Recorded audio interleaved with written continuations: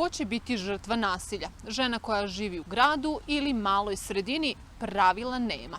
Samo je pitanje kako će izaći iz lavirinta nasilja.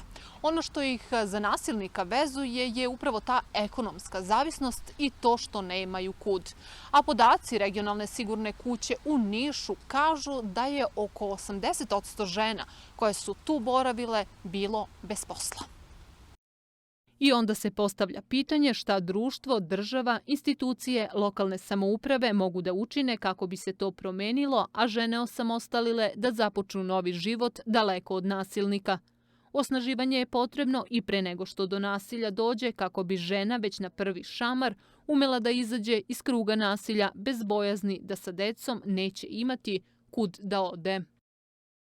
Mi smo izradili lokalni akcioni plan u saradnji sa Centrom za socijalnu politiku iz Beograda, koji su nam bili mentori, prilikom izrade lokalnog akcionog plana.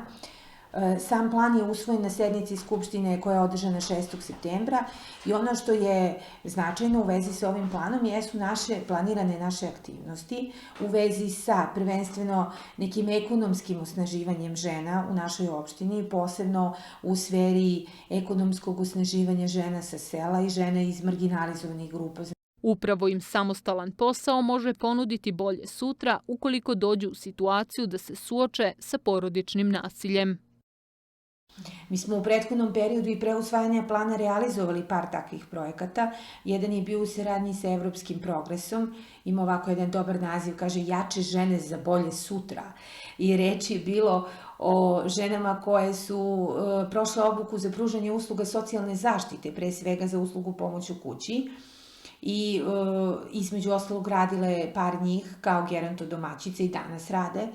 Pa smo onda u saradnji sa programom Svis Pro realizovali projekat koji se zove Žene pokretači poljoprivredne proizvodnje na tradicionalan način.